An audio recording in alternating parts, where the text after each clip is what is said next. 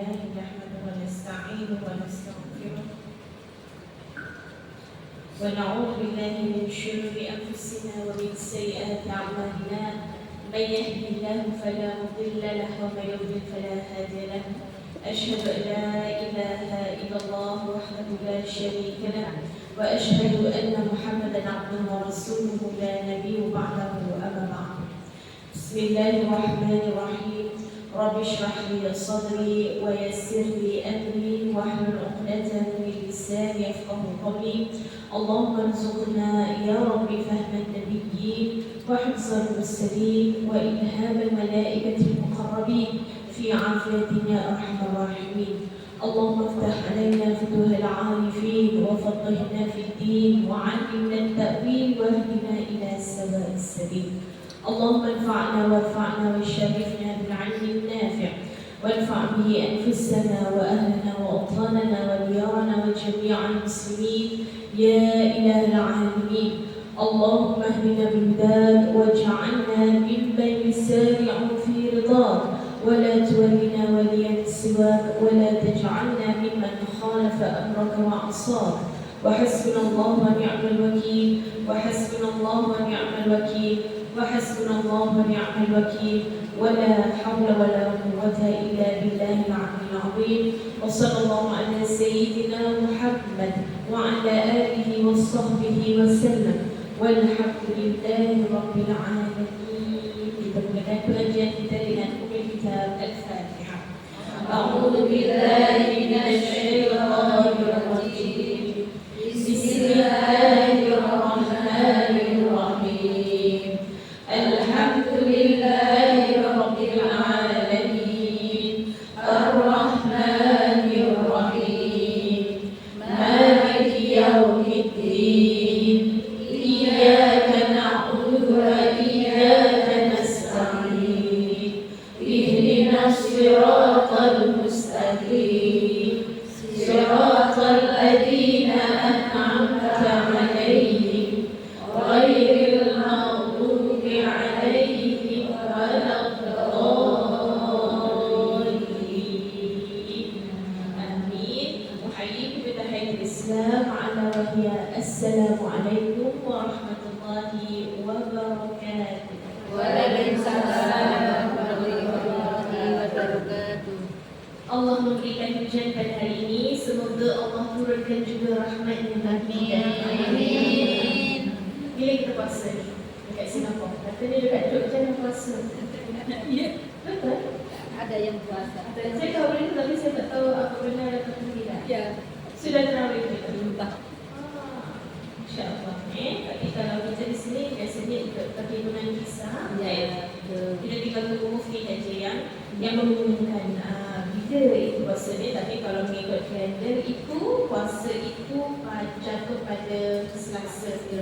Senin malam yang itu sudah berselasa. Alhamdulillah. Okey, memandangkan kita ini hampir kepada masuknya bulan yang mulia, menyambut puasa. Sudah sedia untuk menyambut puasa? Sudah sedia menyambut tetamu yang hanya datang setahun sekali saja, iaitu bulan Ramadan. Dan memang Allah jadikan bulan Ramadan itu adalah buat kita. Sekarang ini bulan apa? Bulan Sya'ban. Kalau bulan Rajab itu adalah bulan Allah Subhanahu Wa Taala. Bulan Sya'ban itu adalah bulan Rasulullah sallallahu alaihi wasallam. Dan bulan Ramadan itu adalah bagi umat Nabi Muhammad sallallahu alaihi wasallam. Jadi macam mana persediaannya? Sudah pasang lampu laklip? Belum.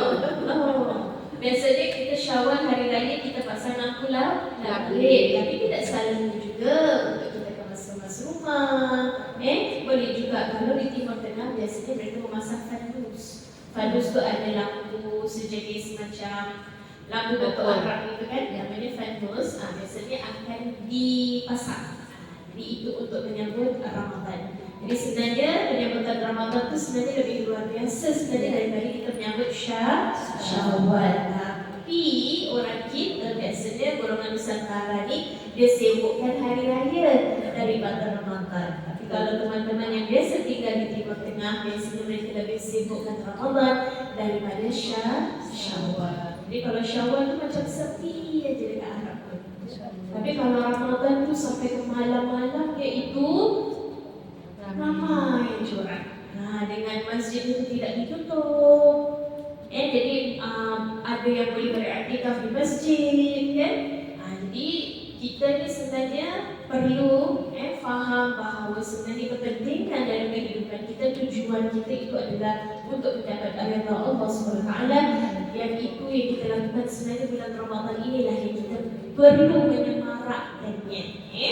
Jadi harus beres-beres kamar, tukar bedsheet, pillow sheet, maknanya kita untuk menyambut Ramadan. Jadi apakah kunci kejayaan di bulan Ramadan? Jadi kita perlu tahu apakah kunci kejayaan. Jadi setiap daripada kita tahu, setiap daripada kita perlu untuk berjaya dalam kehidupannya. Ada yang mengatakan bahawa kejayaan itu kerana sudah menjadi orang kaya. Ada pula yang mengatakan bahawa berjaya itu ketika sudah belajar sampai pandai. Tapi itu hanyalah ukuran manusia dan ukuran duniawi sahaja. Apakah benar itu adalah kejayaan yang hakiki? Jadi dalam misbah bulan Ramadan ini sebenarnya Allah memberikan kita peluang kepada umat Nabi Muhammad SAW untuk meraih dan meraihnya dengan cemerlang.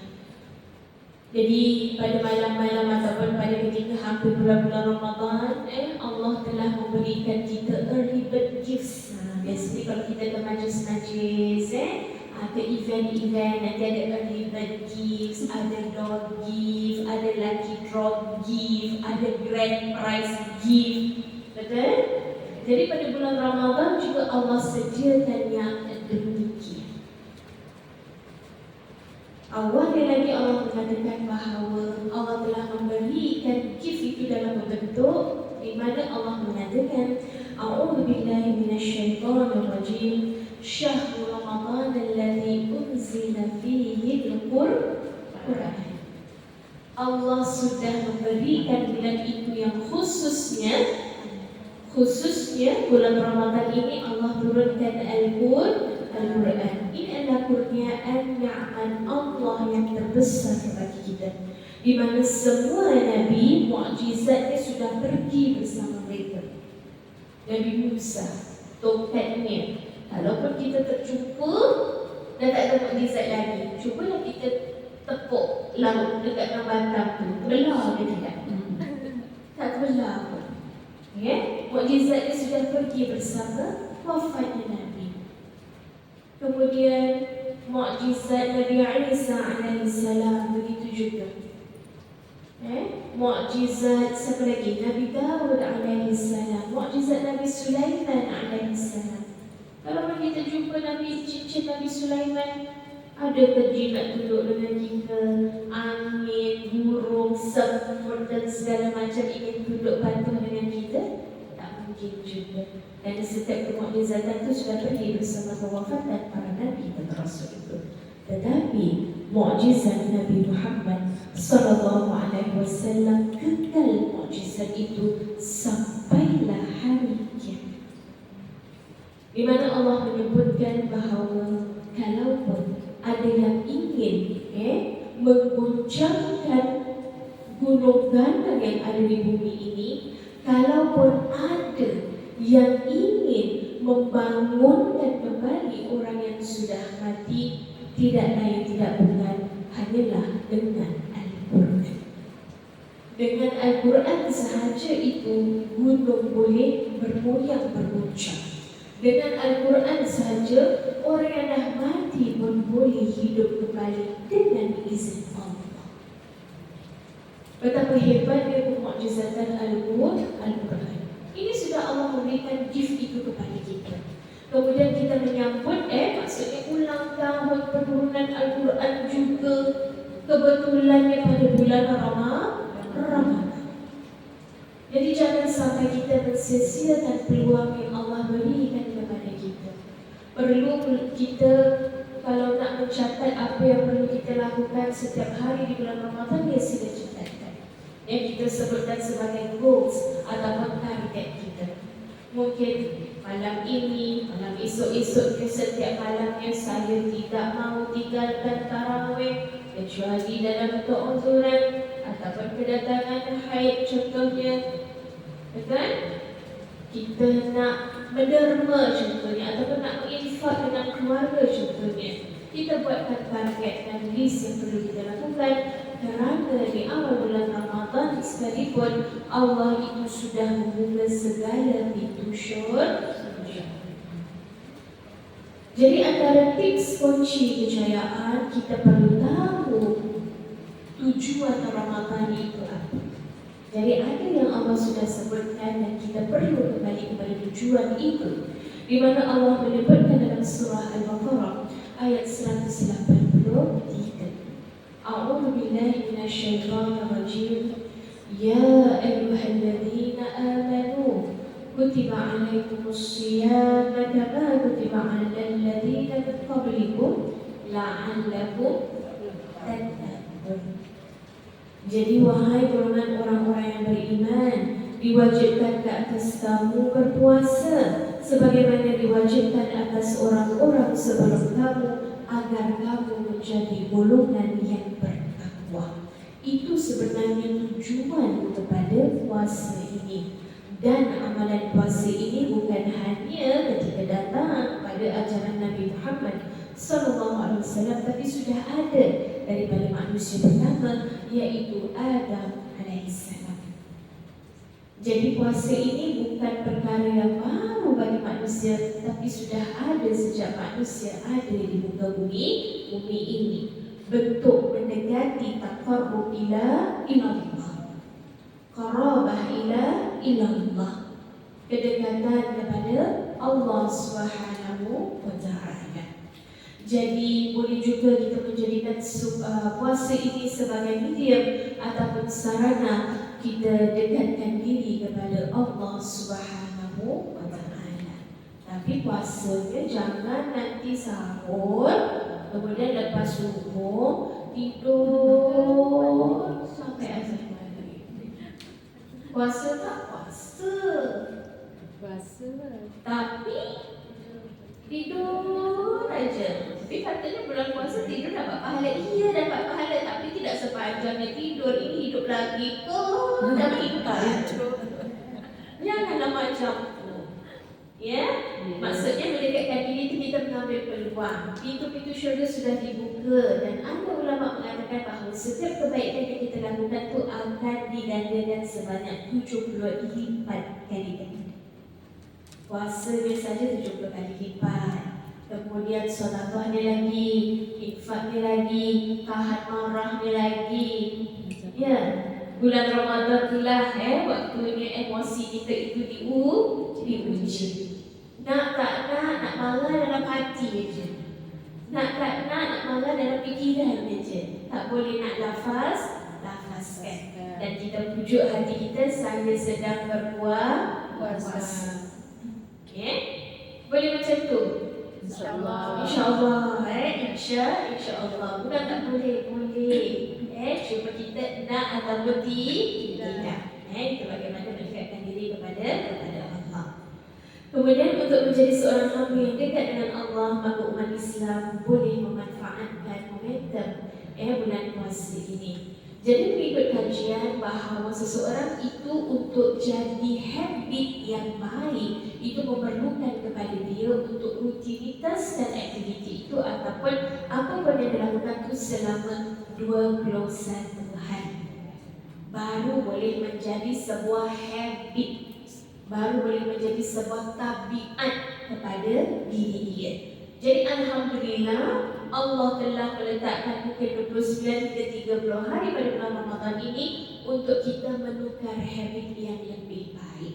Kalau selama ini sebelum bulan Ramadan biasanya kalau malam-malam 3 pagi, 4 pagi bangun hanya terkejut sahaja, mimpi seram. Tapi pada bulan Ramadan biarlah kita bangun itu untuk tahajud, bukan terkejut sahaja. Jadi setelah habis Ramadan nanti pada bulan-bulan berikutnya ataupun sepanjang tahunnya, mudah-mudahan kita itu mendapat satu habit yang baru, mudah untuk qiyam al-lail, memperbangunkan ataupun menghidupkan malamnya. Jadi hanya berlaku pada bulan Ramadan itu disebut sebagai solat tarawih. Maknanya solat tarawih itu adalah solat untuk merehatkan kita sebenarnya. Jadi bagusnya memang kita buat setelah Isya ataupun setelah kita bangun daripada tidur di malam hari itu, baru kita melakukan solat tarawih. Jadi berapa rakaat kita kena buat, Ustazah? 8 ke 20? 8 boleh, 20 pun boleh. Lebih boleh tak? Kalau lebih daripada 20 boleh tak? Boleh ke tak boleh? Boleh saja, kerana ia adalah solat sunat. Okay. Jadi kemudian memperbanyakkan pembacaan Al-Quran, di mana Allah mengatakan Al-Quran itu adalah hudan linnas wa bayyinatin minal huda wal furqan faman syahida minkum asy-syahra falyasum. Al-Quran itu adalah petunjuk, huda, hidayah, ilmu, pengetahuan, kefahaman. Kemudian ia adalah penjelasan apa yang kita tahu, apa yang kita tak tahu sebelum ini. Kemudian dia adalah furqan juga. Jadi Al-Quran ini dapat membantu kita untuk membezakan mana yang benar, mana yang salah. Sesungguhnya dalam agama Islam ini tidak ada paksaan. La ikraha fid din. Tidak ada paksaan dalam agama Islam ini. Jadi bagaimana Al-Quran sudah menyebutkan yang mana yang benar, mana yang salah. Jadi kalau orang berpegang kepada kebenaran, maka dia sudah berpegang kepada hari Allah yang langsung terusnya kepada Allah Subhanahu wa Ta'ala. Mudah-mudahan dengan bulan Ramadan ini kita mendekatkan diri kepada Allah, dan apapun fitnah cabaran yang akan melanda kita setelah itu, kita tahu Allah itu Maha mendengar, Allah itu Maha tahu, dan Allah itu Maha mengabulkan. Kemudian Allah juga mengatakan di sini, memperbanyakkan tujuan Ramadan itu adalah dengan rasa syukur. Ini Allah bagi untuk kita, tidak pada umat yang lainnya, ya, di mana itulah yang perlu kita syukuri. Jadi nikmat yang telah Allah berikan itu bukan hanya nikmat duniawi sahaja yang perlu kita syukuri. Bila dapat gaji, alhamdulillah. Bila dapat beli handphone baru, alhamdulillah. Bila puasa tak nak, bila solat tak nak. Sedangkan kenikmatan yang patut kita syukuri itu adalah Islam, keimanan, Al-Quran, Nabi Muhammad SAW. Ini sebenarnya perlu kita syukuri yang awal. Yang terawal yang perlu kita berterima kasih kepada Allah SWT, kerana tidak semua orang dilahirkan langsung Muslim, betul? Tapi kita sudah dilahirkan langsung Muslim, tinggal hanya kita menuntut jalan tadi, mengikut jalan tadi kepada jalan yang benar.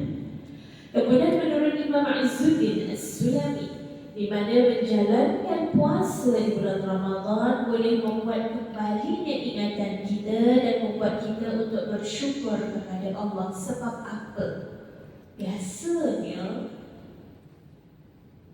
rata-ratanya, kebiasaannya, bila tak orang paling bersyukur pada bulan Ramadan?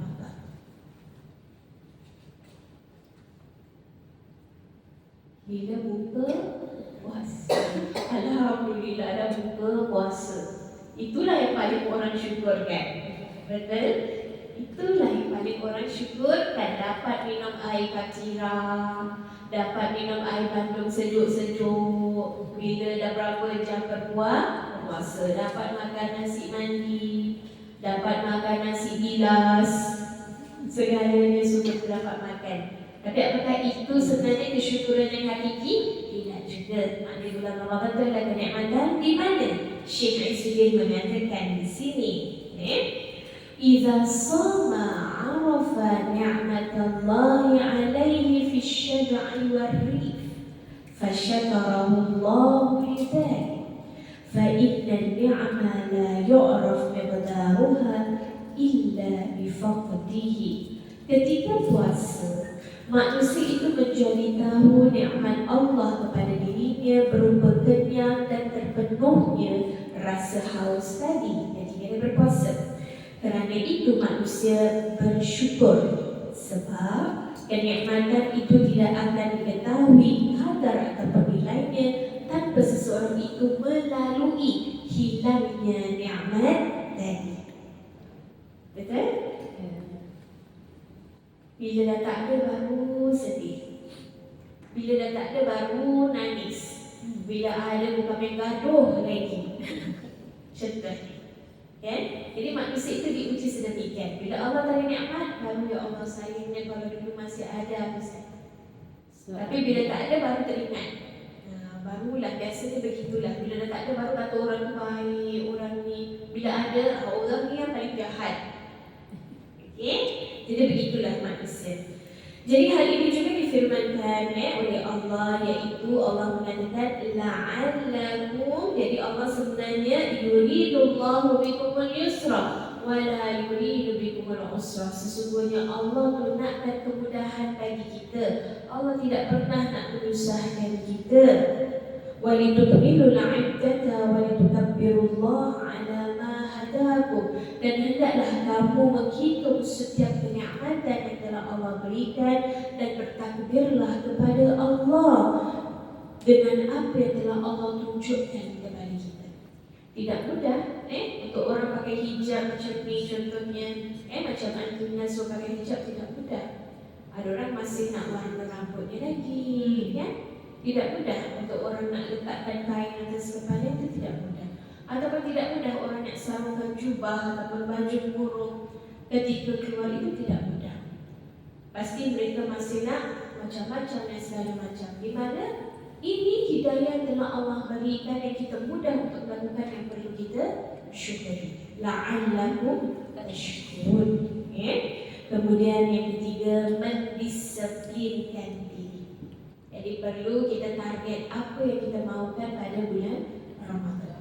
Ada juga ulama berpendapat, kalau kita sampai dapat buat yang baik-baik ketika Ramadan dan ikut apa yang telah Allah redai, seperti puasa, kemudian solat tarawih lah, yang mana tidak kita jumpa pada bulan yang lainnya, kita lakukannya dengan baik. Mudah-mudahan Allah akan menyusunkan jadual kehidupan kita dengan baik sepanjang tahun sampai kita jumpa pada Ramadan yang satu lagi. Jadi nak tak Allah susunkan kehidupan kita? Kita nak susun kehidupan kita kadang pening, ada betul? Hari ini nak buat ni, besok tahun depan ini, nak beli ini, bulan ini, nak cukupkan ini, betul? Pening tak pada kita? Pening, kan sakit juga migraine. Sampai kadang-kadang doktor kata you mungkin depresi lah macam tu, ataupun mungkin stres. Sebab tidak ada yang tahu apa yang kita tahu di bahu kita kecuali Allah. Tapi inilah pendapat ulama. Kalau kita nak Allah itu susun kehidupan kita daripada awal sampai habis sepanjang setahun, Allah dah susunkan, Allah dah filekan, Allah dah organizekan, Allah dah managekan. Itu adalah ketika kita melakukan yang terbaik pada 30 hari ataupun 29 hari bulan Ramadan. Kalau kita nak anak-anak kita tu Allah jaga dengan baik, kita nak orang tua kita Allah jaga dengan baik, tak perlu kita banyak fikir, dan perjalanan kehidupan kita nanti Allah yang susunkan macam mana gerakan kita, macam mana kehidupan kita sepanjang setahun itu akan sukses. Itu kembali kepada Ramadan kita. Jadi kalau betul nak kejayaan dunia wal akhirah yang Allah susunkan, diri kita, pasangan kita, anak-anak kita, seluruh keluarga kita dan juga kehidupan kita, rezeki dan seterusnya, nasib, takdir dan seterusnya sepanjang setahun, itu yang kita fokuskan adalah kebaikan demi kebaikan, ibadah demi ibadah, amalan demi amalan di bulan Ramadan. Supaya kita itu tidak diperuk ataupun tidak dihempapkan dengan stres-stres duniawi. Pasti dunia ini melelahkan, betul? Penat. Benda yang sama kita buat contohnya, tetapi mungkin hasilnya tidak seperti yang kita mahukan ataupun hasilnya tidak seperti yang kita jangkakan, tapi kita masih perlu bersyukur, betul? Tapi itu sangat penat dan sangat melelahkan. Tapi kali ini sudah ada formula daripada Allah sendiri, sudah ada formula daripada para sahabat dan juga ulama. Dengan kita melakukan yang paling baik pada bulan Ramadan nanti, insya Allah sepanjang setahun itu Allah susunkan kehidupan kita. Amin. Amin. Amin. Amin. Ya Rabbal Alamin. Nak kan macam tu? Saya pun nak juga. Jadi kita sama-sama nak susun kehidupan kita, tapi biarlah Allah yang memilihnya kita. Jadi pergerakan kehidupan kita itu sesuai dengan Allah kehendaki. Jangan kita nak buat setiap kali itu satu perkara silap lagi, buat lagi salah lagi, patah balik lagi, sangat melelahkan. Jadi kita nak terus jalan smooth. Kalaupun ada halangan-halangan, tapi mudah untuk kita atasi, tidak menjadi beban yang memakan umur kita. Jadi di sini mendisiplinkan diri pada bulan Ramadan merupakan bahagian rukun Islam. Adapun rukun Islam adalah 5 hal dasar yang menjadi fondasi pada seorang Muslim. Jadi biasanya selain daripada solat tiang agama itu adalah memberikan zakat. Jadi kita pun jangan tinggalkan zakat fitrah kita. Kalaupun kita memiliki harta penuh kitaran ataupun perkiraan nasabnya, hisabnya, maka kita perlu keluarkan zakat tahunan yang hanya Allah minta keluar 2.5% sahaja. Jadi kalau ikut nasab ataupun hisab Singapura, tahun ini adalah dalam anggaran $7,365. Kalau kita ada harta yang anggaran yang sedemikian, sudah setahun kita simpan, maka 2.5% kita keluarkan daripada itu untuk diberikan zakat. Jadi zakat kita boleh berikan kepada ulil amri ataupun pemimpin negara ataupun organisasi yang menjaga kemaslahatan masyarakat Islam. Boleh tak kita bagi zakat kepada ahli keluarga?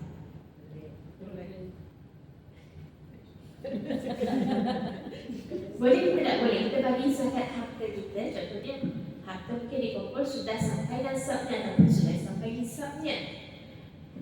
2.5% daripada 7,000 dalam anggaran $250 ataupun $300. Daripada 7,300 lebih itu kita hanya keluarkan $250 ataupun $300 untuk dikeluarkan sebagai zakat harta kita. Di sini ada persoalan, boleh tak zakat yang kita keluarkan itu diberikan kepada ahli keluarga? Boleh. Yang bukan dinafkahi maksudnya. Yang bukan dinafkahi. Kayak ibu, istri, itu nggak boleh. Okey. So boleh? Tak boleh. Sebab kalau keluarga dan kerabat yang susah tadi, memang kita perlu nafkahi mereka. Jadi zakat itu tidak boleh dibagikan kepada ahli keluarga. Kalau memang boleh, itu pun hanya berlaku kalau orang tadi memiliki hutang. Tapi ada pendapat ulama mengatakan kalau pun dia memiliki hutang, tapi kemungkinan juga dia tidak termasuk kepada orang yang dapat menerima zakat daripada kita.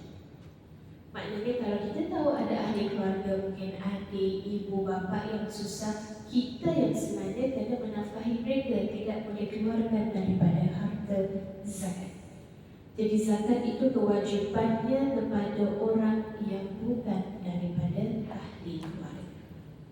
Sebab itu ada zakat yang sebutkan sebagai zakat yang diberikan kepada pemimpin masyarakat di situ untuk diagihkan sebagaimana yang baik.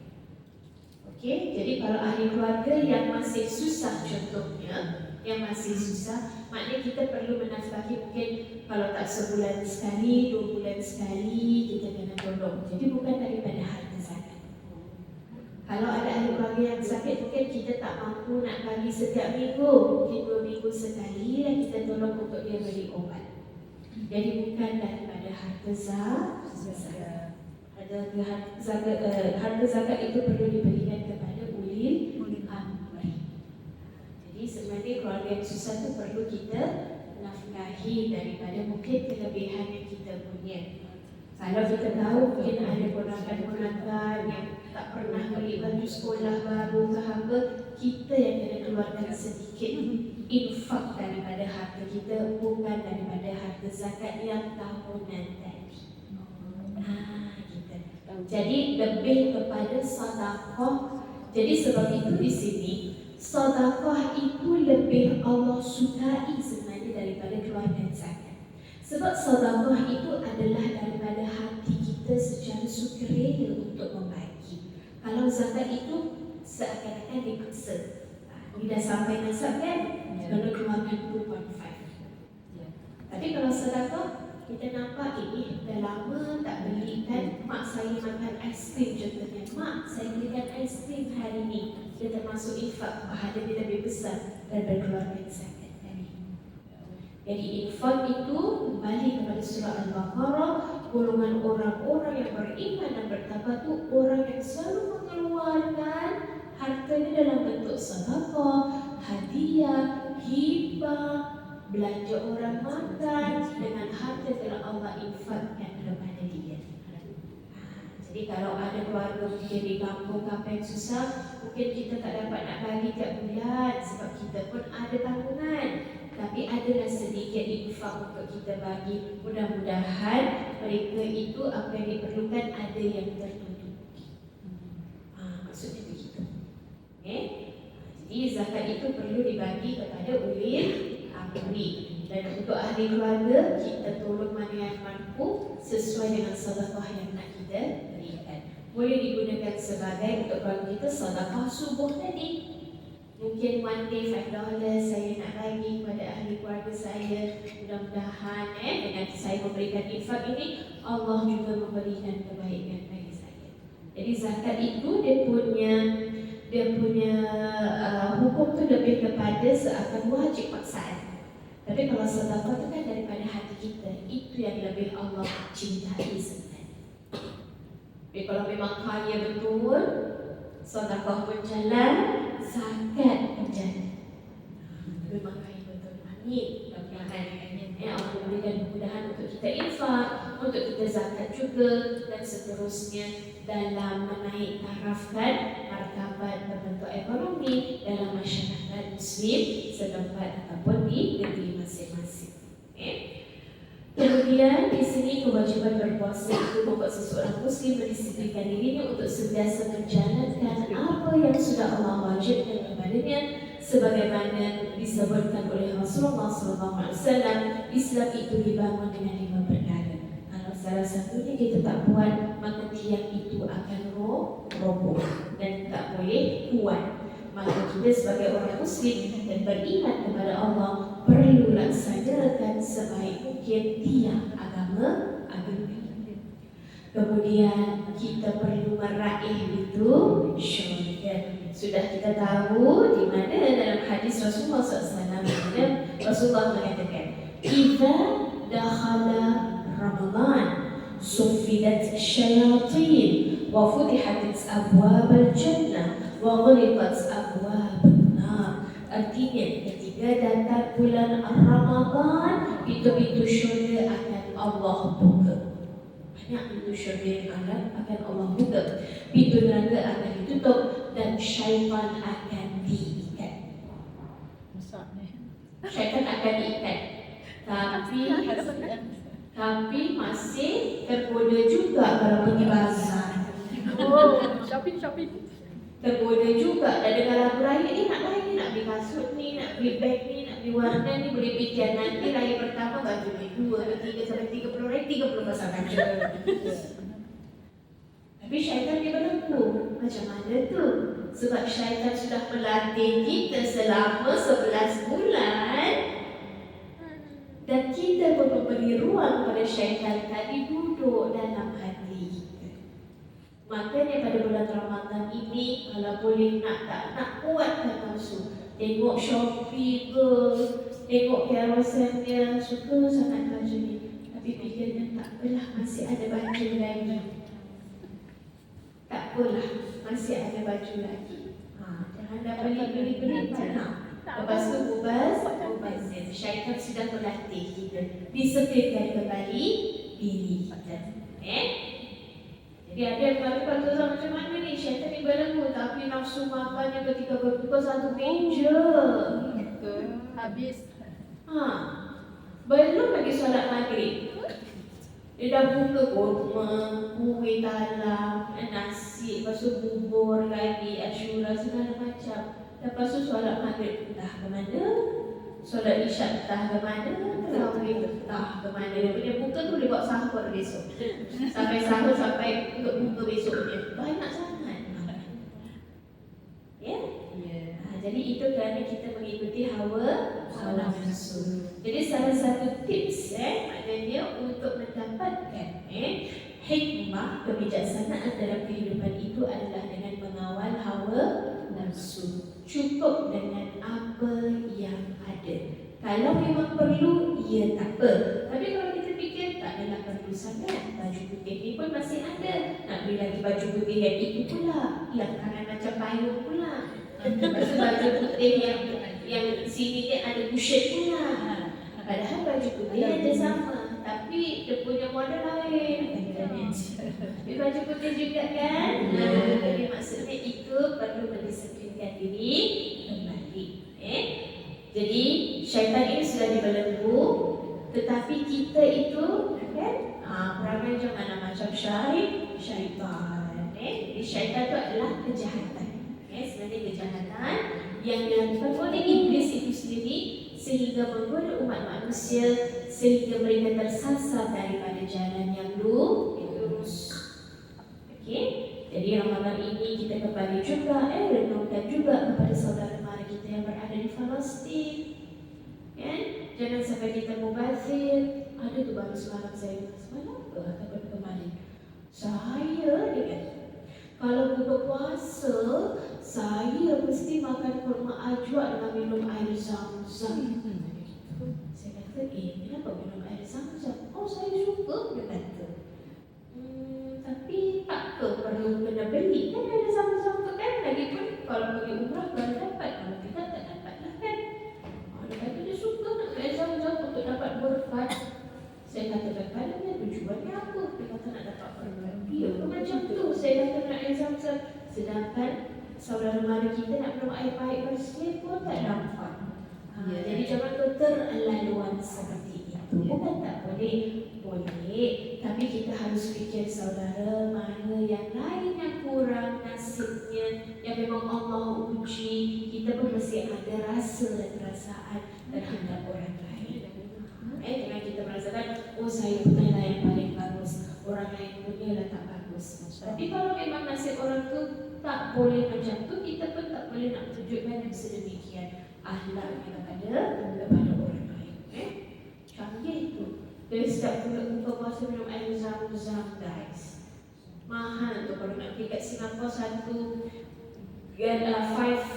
liter itu dalam $60-70. 5 liter. Jadi kalau memang kaya betul boleh beli. Kalau memang selalu, kalau nak dapat air zam-zam, dah selalu pergi umrah, memang orang yang berada lah. Jadi kalau kita yang tak ada, kita tak dapat guna air zam-zam sedih, kita tak dapat berkat. Tak mungkin juga kan? Jadi maksud di situ perlu kita ada sedikit perasaan terhadap golongan orang yang mungkin tak sama dengan kita. Kemudian di sini Allah mengatakan, telah datang bulan Ramadan, bulan penuh barakah, maka Allah mewajibkan kalian untuk berpuasa pada bulan itu. Saat bulan Ramadan itu pintu syurga dibuka, pintu neraka ditutup, para syaitan diikat, dan pada bulan itu pula terdapat satu malam nilainya lebih baik daripada alfi syahr, iaitu 1000 bulan. Jadi 1000 bulan itu hitungannya berapa tahun? Siapa pandai mengira? 1 tahun 12 bulan ni 1000 bulan. Berapa tahunkah itu? Ini grand prize-nya pada bulan Ramadan. Jadi early prize-nya itu sudah Allah berikan Al-Quran, kan? Kemudian ada nilai-nilai 70 kali lipat pada bulan Ramadan tadi. Kemudian ada lagi draw yang lain-lain, siapa mendapat raib itu syurga. Kemudian ada grand prize. Siapa yang dapat grand prize tadi? 1000 bulan itu, maka dia seakan-akan mendapat ibadah ataupun pahala selama 80 tahun. Satu malam saja Lailatul Qadar yang kita dapat, maka kita mendapat pahala penuh seakan kita ibadah kepada Allah 80 tahun. Siapa yang ada 80 tahun kat sini? 100? Semua tak ada, muda lagi. Padahal yang nombor 100 saya bagi pressure. Tak apa nanti. Pernah sampai kan? Jadi kalau kita fikirkan, Nabi-Nabi yang terdahulu hidupnya 1000 tahun, pasti banyak pahalanya. Tapi Allah tak janjikan dengan banyaknya tahun kita.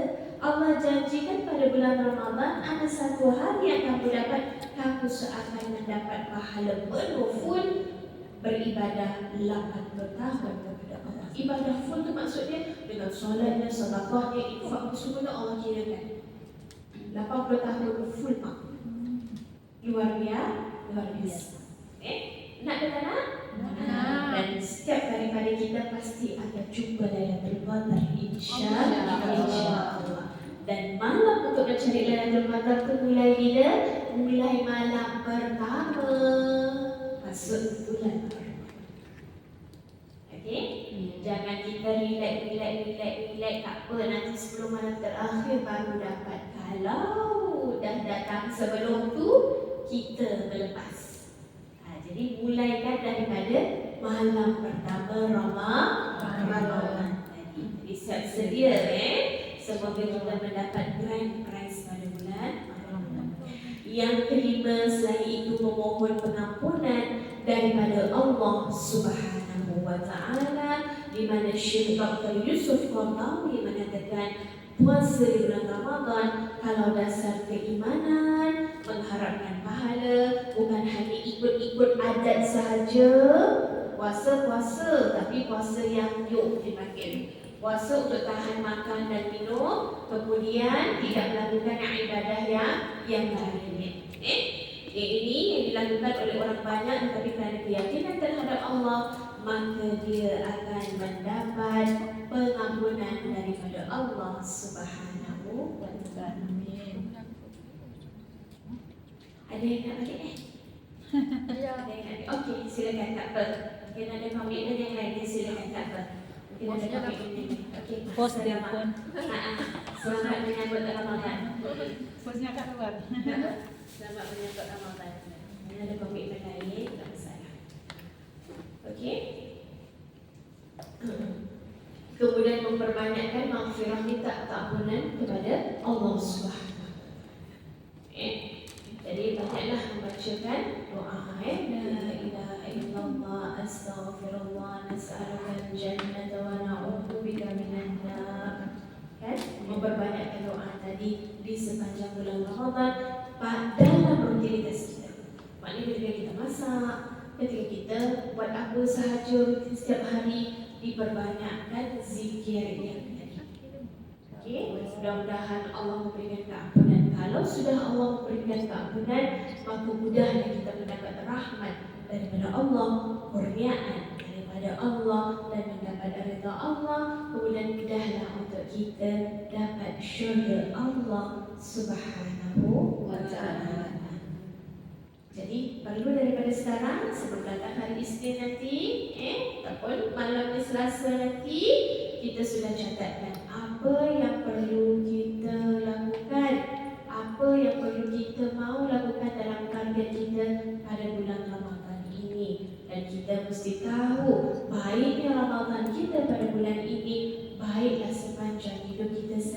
setahun.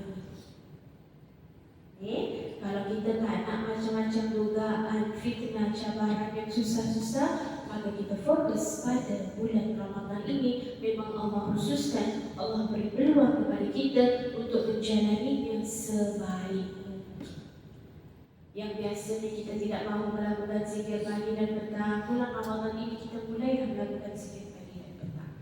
Yang pada sebelum ini kita malas untuk bangun malam, mulailah untuk kita kunci jam kita, alarm untuk bangun pada waktu-waktu tertentu untuk melaksanakan salat malam ataupun mengihya'kan menghidupkan malam tadi, walaupun dengan membaca safhatul Quran, satu safhah daripada Al-Quran. Buatlah, kemudian jaga salat pada awal waktu, di mana Allah menjamin bagi orang yang menjaga salat awal waktu itu, Allah menjaminkan syurga bagi dia. Tapi bagi orang yang tidak menjaga salat awal waktu, Allah kata, aku boleh mengazabnya kalau aku mau, aku boleh merahmatinya kalau aku mau. Jadi ada possibility, probability. Maknanya tapi tidak tepat. Maksudnya perlu kita menjaga salat dengan baik, dan bahan kita langsung mendapat syurga Allah Subhanahu wa Ta'ala. Kemudian jangan lupa juga untuk kita selalu ada rasa memberi kepada orang lain, walaupun sedikit, walaupun dengan satu biji kurma ataupun dengan setengah biji kurma. Jadi Allah sangat menggalakkan kita untuk memberi. Nanti dekat akhirat Allah akan tanya kepada anak Bani Adam, wahai anak Adam, aku ini sedang sakit, kenapa kamu ini tidak menjengukku? Nanti kita akan menjawab dengan Allah di hari akhirat, bagaimana mungkin aku nak menjenguk kamu? Kamu kan Tuhan semesta alam, gitu kan? Tuhan, takkan saya nak jenguk kamu dan tak mungkin kamu sakit. Tapi Allah menjawab, si fulan itu sedang sakit, tapi kamu tak menjenguknya. Kalau kamu menjenguknya, nescaya kamu akan mendapati aku ada di situ. Wahai anak Adam, kenapa kamu tak bagi aku makanan? Dan kita pun menjawab, ya Allah, kamu ini kan Tuhan semesta alam, mana mungkin aku memberikan kamu makan? Maka Allah mengatakan, ada tu si fulan meminta kamu makan, tapi kamu tak beri. Kalau kamu beri dia makan, nescaya kamu akan mendapati aku berada di sisi. Wahai anak Adam, aku ini haus, kenapa kamu tak beri aku minum? Dan kita pun menjawab kepada Allah, ya Allah, kamu ini adalah Tuhan semesta alam, mana mungkin aku memberikan kamu minum? Maka Allah menjawab, si fulan itu haus meminta minum, tapi kamu tak berikan dia minum. Kalau kamu berikan dia minum, kamu akan mendapatiku ada di sisinya. Maksud di sini Allah menjamin setiap kebaikan yang kamu lakukan itu dengan jaminan pahala di sisinya sebenarnya. Setiap kebaikan yang kamu lakukan dan berikan kepada orang lain, ada Allah di situ yang Maha melihat, yang Maha tahu, yang Maha menilai. Jadi kalau ada orang minta, memang kita tak boleh nak bagi banyak, sikit pun tak apa. Sehingga Rasulullah SAW umpamakan, kalau memang tak ada apa-apa yang kamu tinggal hanya tulang kaki kambing, itu je kamu boleh berikanlah. Maksudnya kalau memang tak ada apa-apa, maksudnya jangan sampai kita itu menghampakan orang lain. Walaupun dengan sedikit pun kita boleh bagi, memberikan semangat, memberikan senang dalam hati seseorang tadi. Kalau bahasa Amerika dia mengatakan bahawa there's no small amount, macam tu. Tidak ada yang perkiraan kecil. Kalau bagi tu pasti naik. Bila kita bagi $1 ke 50 sen ke berapa pun, insya-Allah ada kebaikan di dalamnya. Sudah kita bagi, Allah menilai. Kemudian hati orang tadi pun senang sedikit, maka kita sudah memberikan manfaat kepada orang tadi. Jadi perlu kita terapkan dalam diri, jangan sampai sesuatu yang telah Allah anugerahkan bagi kita, mungkin kelebihan, itu adalah bentuk ujian daripada Allah kepada kita. untuk memuji kita, apakah kita boleh memberi sedikit punyaan tadi kepada orang yang lain. Jadi jangan kita ingat apa yang kita punya tu selamanya kita punya. Kadang-kadang Allah memang sengaja bagi lebih, kadang-kadang Allah sengaja bagi kemewahan tu untuk memuji kita siapa sebenarnya yang bertakwa di antara kita. Jadi jangan sampai kita itu gagal dalam ujian di tengah Allah yang Allah berikan. Jadi bulan Ramadan inilah kita lebih baik disusun kehidupan kita, yang mana kita tak konsisten membaca Al-Quran, konsistenkanlah.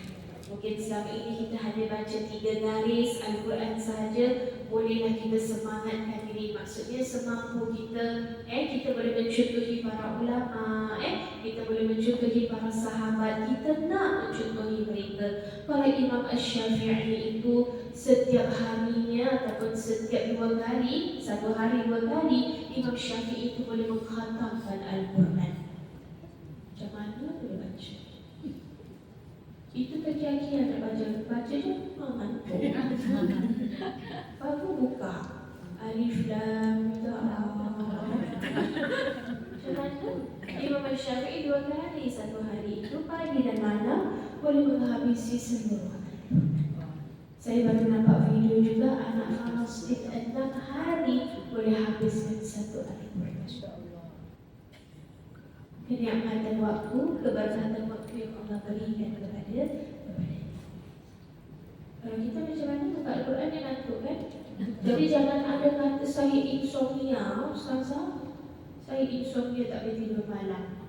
Jangan kata macam tu, cuma buka Al-Quran mesti ngantuk. Jadi tak ada sakit insomnia. Tak boleh tidur malam, saya insomnia segala macam. Cubalah buka Al-Baqarah 5 ayat, mesti dah tidur. Maksudnya di sini bahawa kita, semangat kita dengan Al-Quran tadi, kerana mungkin tidak memahami Al-Quran itu, tidak ada kemanisan, tidak ada halawah ketika membaca Al-Quran.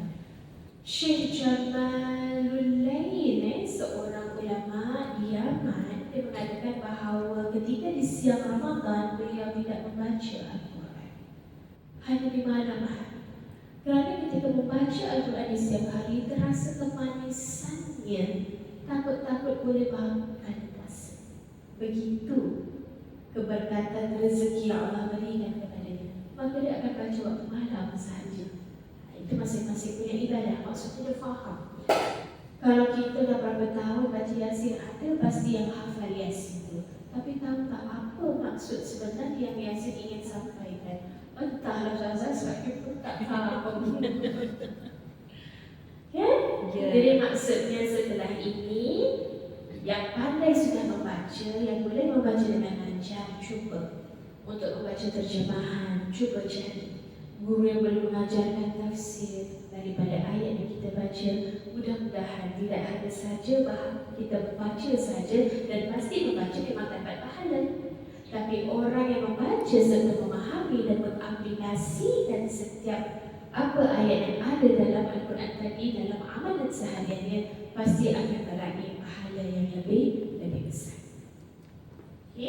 Jadi bila setiap tahlilan ataupun kenduri ataupun apa saja kita baca Yasin, setelah ini mesti tahu terjemahan Yasin tadi, mesti tahu tafsiran Yasin tadi, kemudian mesti tahu tadabbur Yasin tadi dalam kehidupan kita. Boleh?